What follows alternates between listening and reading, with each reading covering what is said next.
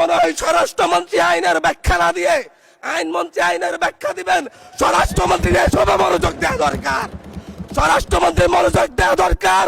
সারা দেশে কোথায় কোথায় সন্ত্রাসীরা রয়েছে সেই সকল সন্ত্রাসীদের তালিকা করে তাদেরকে বিচারের ব্যবস্থা করা দরকার।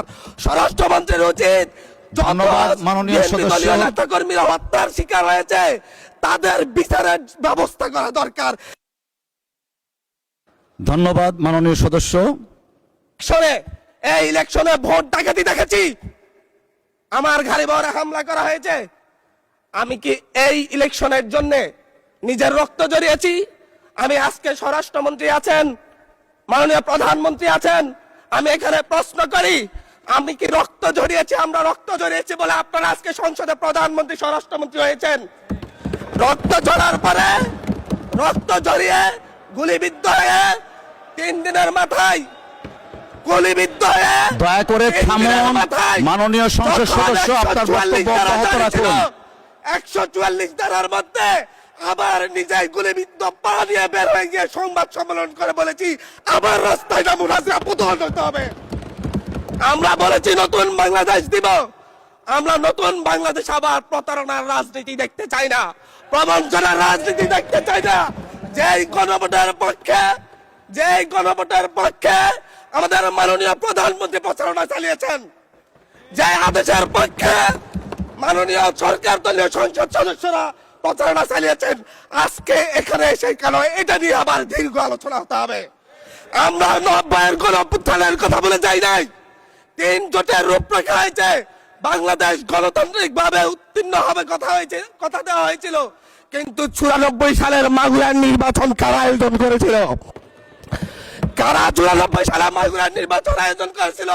আজকে আবার এই সংসদে দাঁড়িয়ে আবার এমন একটা ব্যবস্থা নিয়ে যাচ্ছেন, আরেকবার যে মাগুরার নির্বাচন আয়োজন করবেন না এর নিশ্চয়তা কে দিবে?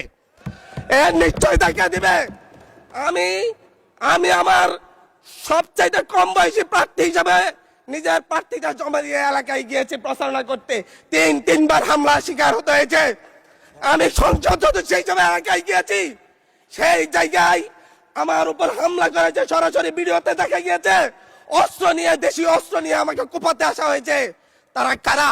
ওরা তো তারাই যাদের প্রত্যেকের হাতে বিএনপি দলীয় নেতা কর্মীদের রক্ত লেগে আছে, প্রাণ লেগে আছে।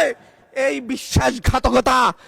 বিশ্বাসঘাতকতা মাননীয় স্পিকার, এই রাষ্ট্র আর সইবে না, আপনারাও সইতে পারবেন না। বিশ্বাসঘাতকতার মূল্য এই দেশে আবার দিতে হবে আপনাদেরকে। আপনারা যারা আপনাদের ভাইদের রক্ত জড়িয়েছে, খুন করেছে, খুনের মামলা আছে, তাদেরকে আবার পুনর্বাসিত করে আমাদেরকে খুন করার জন্য লেলিয়ে দিচ্ছেন। চট্টগ্রাম থেকে এক সাংগঠনিক নেতাকে পাঠিয়েছে অস্ত্র সহ আমাদের লোকজনের উপর হামলা করতে। ভোটের দিন সকালবেলা থেকে প্রত্যেকটা ভোট কেন্দ্রে অস্ত্র দিয়ে মহড়া দিয়েছে। 30টা ভোট কেন্দ্রে এনসিপির প্রার্থী, বিএনপি 2 জন বিদ্রোহী প্রার্থী সহ কারো এজেন্টকে ঢুকতে দেওয়া হয় নাই। এটার জন্য কি আমরা আমাদের রক্ত জড়িয়েছি? মাননীয় স্পিকার, ইলেকশনের একদিন পরে আমাকে আর 1 মিনিট বাড়িয়ে দিবেন মাননীয় স্পিকার, 1টা মিনিট। মাননীয় স্পিকার, ইলেকশনের পর দিন এক নারী অভিযোগ করেছেন, এক নিরীহ নারী, ওনাকে ধর্ষণ করা হয়েছে শুধুমাত্র শাপলাগুড়িতে ভোট দেওয়ার কারণে। 1 ঘন্টার মধ্যে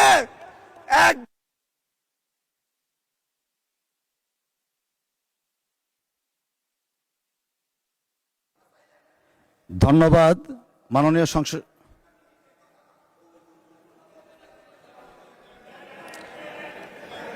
আচ্ছা ঠিক আছে, 1 মিনিটের মধ্যে সংক্ষিপ্ত শেষ করবেন, 1 মিনিট। মাননীয় স্পিকার, একজন ভুক্তভোগী নারী অভিযোগ করেছে ওনাকে ধর্ষণ করা হয়েছে শাপলাগুড়িতে ভোট দেওয়ার কারণে। সার্কেল এসপি 1 ঘন্টার মধ্যে বলেছে এই ধরনের কোনো ঘটনা ঘটে নাই।